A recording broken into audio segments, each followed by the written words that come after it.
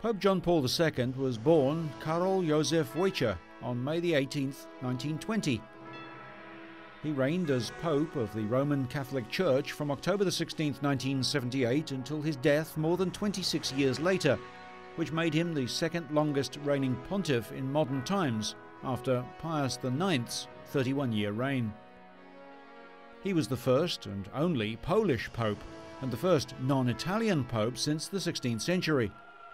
Very shortly after the death of Pope John Paul II, British Jews, Muslims and Christians and representatives of many other faiths held a joint service at the West London Synagogue to celebrate the life of Pope John Paul II.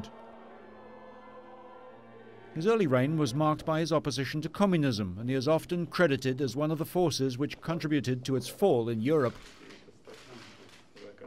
During his reign, the Pope travelled extensively, visiting over 100 countries, more than any of his predecessors. John Paul II was extremely popular worldwide, attracting the largest crowds in history. When crowds of millions would chant, "John Paul II, we love you," he would often respond, "John Paul II, he loves you." It is true. John Paul II, he loves you.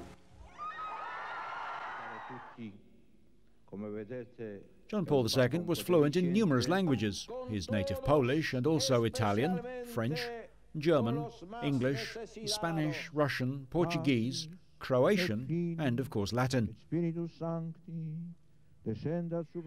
May 13th, 1981, John Paul II was shot and critically wounded by a Turkish gunman as he entered St. Peter's Square to address an audience.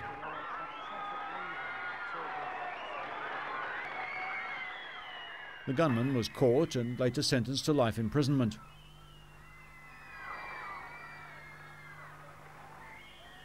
Of all the achievements this Pope accomplished, it will most likely be the respect he held for other faiths that will be his lasting legacy. At one time, the Pope even apologized for the Catholic Church's persecution of Jews, and he was able to convince the general public of the true meaning of the Muslim faith, while separating the extremists of this religion. In a speech, the Pope once said, "The Jews, they are our ancestors," and about the Muslims he stated, "They are our brothers." The passing of Pope John Paul II on April 2, 2005 did not surprise the world, as he had suffered failing health for many years.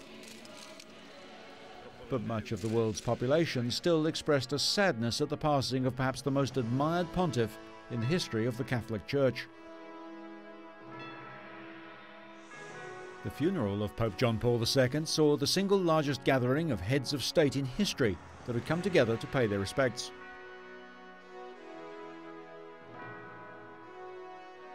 Britain's Prime Minister Tony Blair and the heir to the British throne, Prince Charles, joined other heads of state, monarchs and a vast crowd of mourners for the funeral of Pope John Paul II. They came in their tens of thousands from around the world, thronging the piazza in front of St. Peter's Basilica in Rome. They applauded as a simple wooden coffin bearing the Pope was carried out by members of the Pope's household staff and laid in front of an altar for the funeral.